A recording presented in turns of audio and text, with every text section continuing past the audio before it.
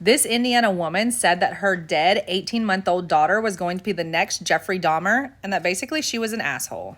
So this is Cheyenne Hill of Indiana. She has been charged with neglect that has led to the death of her child. However, when you hear the story of the grotesque things that baby Plummer went through, I think you're going to come to different conclusions. So the investigation began on November 23rd of 2022. On that day, Emmy Plummer was airlifted to a hospital.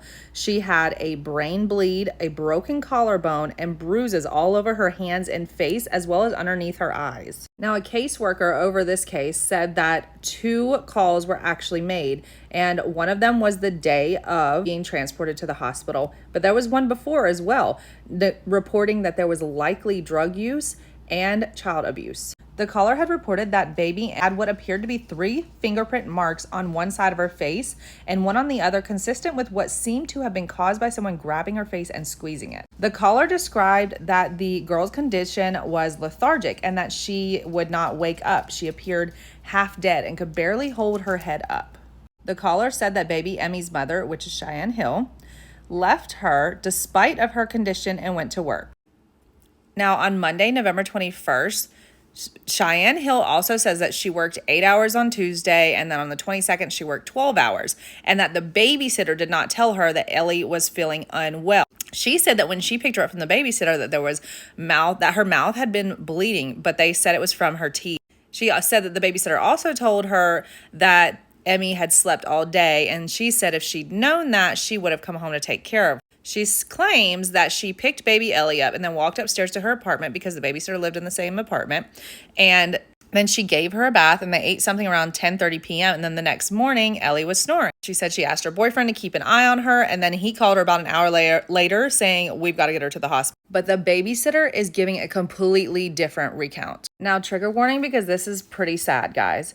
So this is leading up to the brutal last days for baby Ellie. So the babysitter said that warning signs came quite a bit earlier. In fact, November 15th, remember she passed on the 23rd, the babysitter said that she noticed a goose egg on the girl's forehead. After raising the issue with Cheyenne said that she already talked to a doctor and that it should go away within 5 days and so.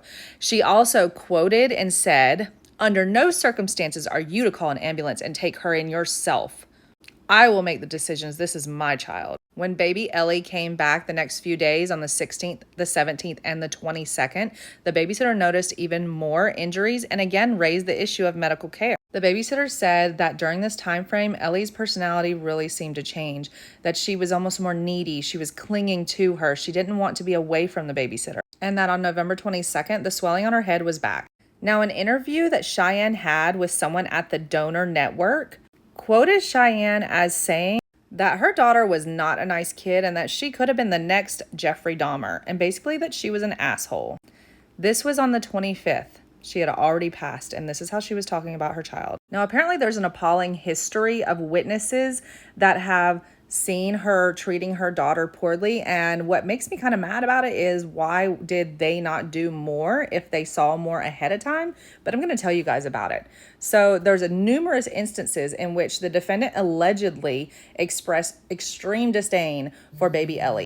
Now, allegedly on October 7th of 2022, Cheyenne sent her boyfriend messages where she was talking about Ellie and said that she is effing terrible. Last night when we came back, I wouldn't stop crying. I wanted to throw her. Now, upon Cheyenne's boyfriend being questioned, he also said things like how she would basically throw food on the floor multiple times and just say that her daughter free ranges and free roams. We've also got October 13th where she's messaging her boyfriend saying, "Let me get this a-hole to bed." November 13th, another person who lived in the apartment says that she noticed that the girl had black eyes and that her hair was falling out. November 21st, that was just 2 days before her passing, Cheyenne told her coworker that she used to be beautiful, now she's ugly. And then on December 7th, so this was after her passing, an investigating officer asked Cheyenne why she went to work the day that her daughter wouldn't wake up. And this is what she said. She said, "Because I had to provide for my daughter. I asked Cheyenne who would do that. She replied, someone who is about to be homeless.